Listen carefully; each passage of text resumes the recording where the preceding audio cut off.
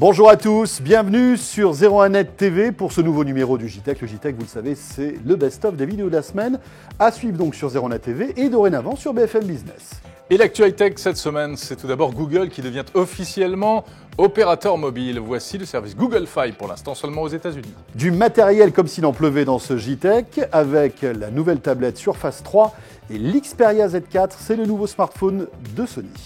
Enfin, quel est le meilleur smartphone du moment en termes d'autonomie? On terminera par un petit best-of des smartphones les plus endurants. Le JTech, c'est le best-of des vidéos de la semaine sur 01net TV. Soyez les bienvenus.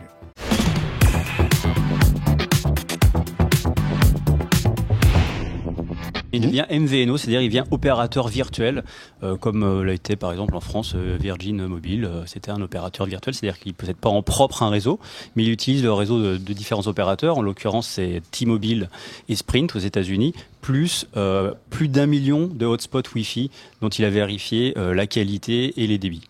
Et ça s'appelle Google Fi. Ou Fi, oui. On le prononce à la française ou à l'anglaise, peu importe. Voilà.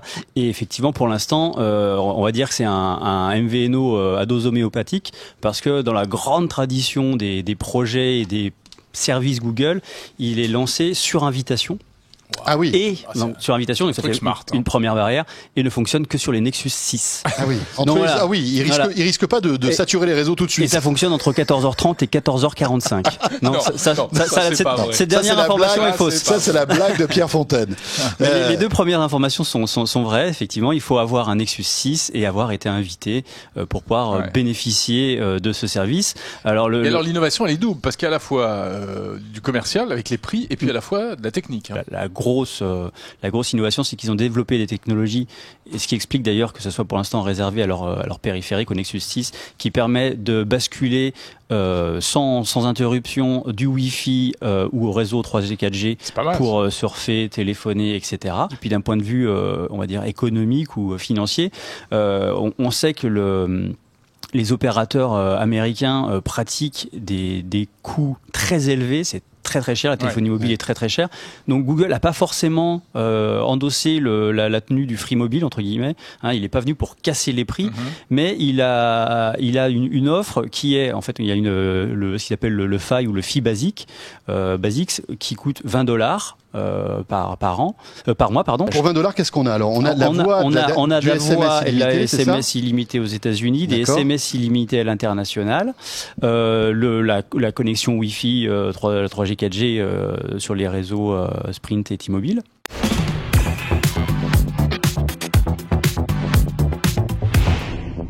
Alors, cette Surface 3 qui arrive, tu l'as dit, début mai, qu'est-ce qu'elle a de différent par rapport à la Surface Pro 3 qu'on connaît, qui est sortie en septembre dernier et qui s'adresse, comme son nom l'indique, aux pros? Eh bien, elle est plus petite, elle est plus légère et elle coûte un peu moins cher. Bref, elle est plus puissante? Non. Et non, elle est moins puissante. Et oui, elle est moins puissante puisque la configuration exacte. Oui, c'est de l'atome, alors que donc c'est le processeur, on va dire, le moins puissant chez Intel, alors que sur la Surface Pro 3, là, on a du Core i3, i5, i7. Elle est plus petite, 10,8 pouces, alors que la Surface Pro 3 fait 12 pouces. Exactement. Alors là, l'idée, c'est vraiment d'avoir une tablette qui peut se transformer un petit peu en PC, tandis que la Surface Pro 3, c'est un peu l'inverse. C'est un peu le PC portable qui se la joue tablette de temps en temps. Donc avec ce double positionnement, Microsoft espère séduire deux types de publics. Celle-ci, ce sera, on va dire, la tablette plus du grand public, des étudiants, et puis de ceux qui veulent mettre moins d'argent dans le produit. La grosse différence aussi par rapport à la Surface 2 qui était sortie l'année dernière, eh bien, c'est que celle-ci fonctionne avec un vrai Windows. Donc on va pouvoir installer tous ces programmes tranquillement, ça fonctionnera, c'est un vrai petit PC.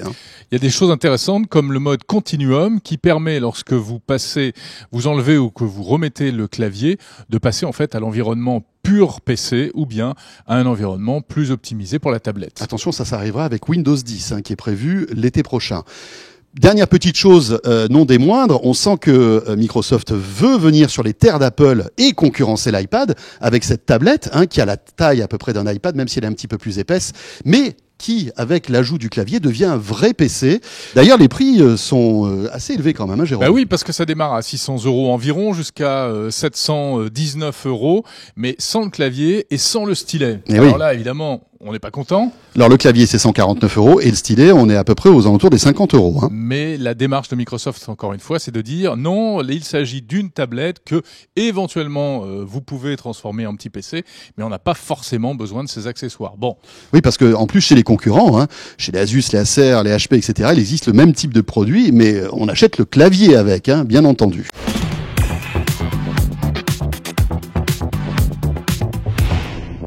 Le lancement d'un nouveau smartphone flagship, vaisseau amiral, en général, c'est plutôt ça.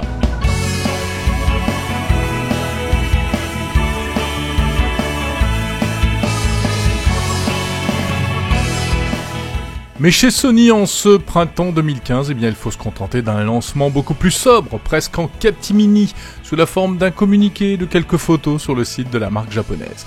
Alors il faut dire que ce Xperia Z4 ne brille pas par ses innovations, il reste très similaire au Z3 sorti il y a 6 mois à peine. Côté design, pas de gros changements, on poursuit sur la lancée, on reprend l'allure même de la Z4 tablette, allure racée qui est désormais la marque de fabrique des produits Sony, ultra finesse, bord carré.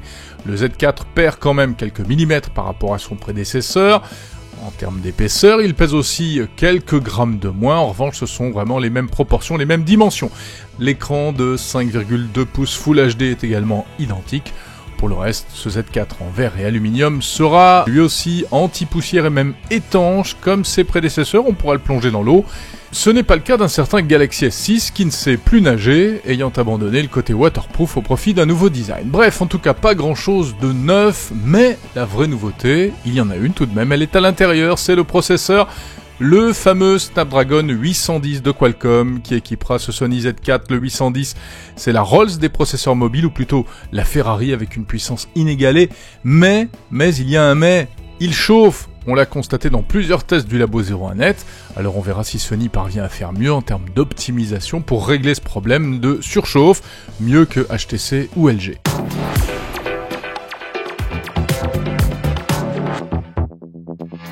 Regardez, Lionel est juste à côté de moi. C'est lui qui a mis au point un système qui ressemble au plus près à l'autonomie, en tout cas à la manière dont on consomme l'énergie sur son smartphone. Navigation web, lecture vidéo, streaming audio en 3G, etc. En fait, on a mis au point ici au Labo 01net un système qui va véritablement calculer la vraie autonomie de votre smartphone en lui faisant faire des petites tâches tout au long de la journée jusqu'à ce qu'il s'éteigne. Alors qu'est-ce que ça donne côté classement? Numéro 5, eh bien c'est un Lumia. Regardez-le, c'est le 1320, c'est pas un smartphone récent, il est sorti il y a plus d'1 an, c'est une phablette, donc un écran de 6 pouces, qui est toujours dans la course, il arrive numéro 5 de ce classement, avec une autonomie exceptionnelle. Et en autonomie polyvalente, ce Lumia 1320 affiche 9h20. Numéro 4 de ce classement, on souhaite la bienvenue au constructeur chinois Huawei, qui arrive avec donc numéro 4, le Huawei Ascend Mate 7. Un smartphone qui a une très bonne autonomie, tout simplement parce qu'il a une batterie immense, gigantesque, 4100 mAh. Le résultat, c'est tout simplement 9h23 d'autonomie en usage polyvalent.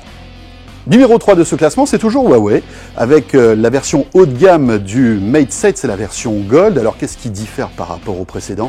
Eh bien tout simplement plus de mémoire vive et plus de mémoire de stockage, et toujours donc une autonomie exceptionnelle avec quelques minutes supplémentaires par rapport au précédent Huawei, ce qui fait qu'à la fin de la journée, en usage polyvalent, eh bien on a encore 60% d'autonomie, c'est un vrai régal.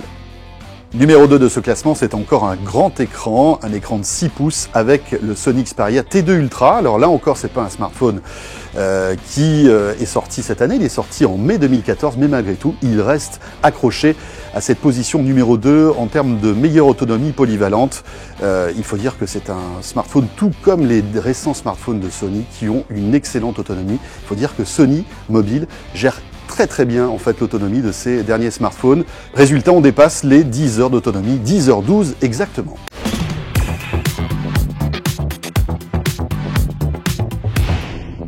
On le fait ensemble, on rentre à la conférence de presse de JJ Abrams, ses enfants. J'arrive en même temps là, tout de suite, maintenant, en direct live, comme si on y était. Techno à fond sa race. Yihi!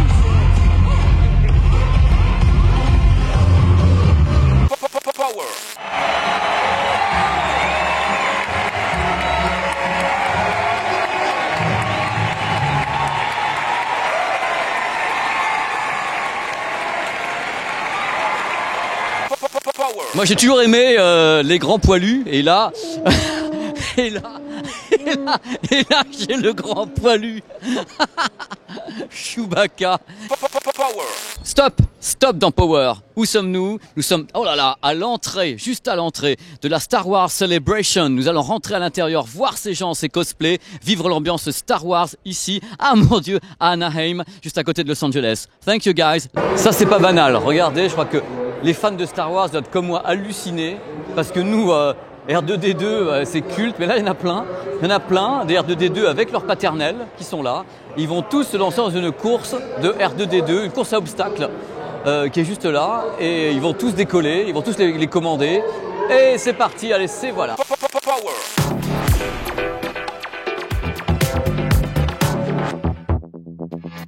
Comment se fait-il que Thomson aujourd'hui ressort des PC après avoir sorti donc ces ordinateurs mythiques des années 80? Eh bien tout simplement parce que aujourd'hui Thomson est une marque en fait qui existe dans divers domaines. Certaines licences de Thomson fabriquent de l'électroménager et d'autres des PC. Et ce PC donc est issu d'une nouvelle société qui fait fabriquer cet ordinateur en Chine bien évidemment, mais il a des particularités. Par exemple, c'est un PC de 14 pouces qui est le plus fin du marché. Il pèse un petit peu plus d'1,3 kg et surtout il intègre un processeur de nouvelle génération Intel. C'est un PC de la gamme M et donc celui-ci ira jusqu'au M71 qui n'est pas encore sorti, qui arrivera fin mai et qui est le PC le plus puissant du marché en termes de mobilité, ce qui fait aussi qu'il consomme très peu. On arrive jusqu'à 10 heures d'autonomie avec ce PC. L'écran est non tactile, la résolution de l'image, on est sur du Full HD, donc c'est du 1080p avec une dalle mat. On aime ou on n'aime pas les dalles mat, mais c'est vrai que justement comme c'est mat, on n'a pas de reflet. Pour certains, c'est pas mal. Et puis côté tarif, ça commence à 799 € pour la version d'entrée de gamme, jusqu'à 1399 pour, on va dire, la version costaud avec le dernier processeur Intel et beaucoup de mémoire vive, 8 Go de mémoire vive pour faire tourner tous les programmes assez rapidement.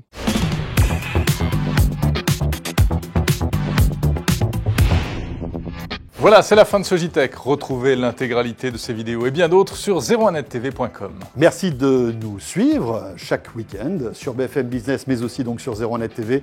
Et on se retrouve bien sûr très vite. N'hésitez pas à nous suivre sur les réseaux sociaux, Twitter, Facebook, YouTube, Dailymotion. Salut à tous, à la semaine prochaine.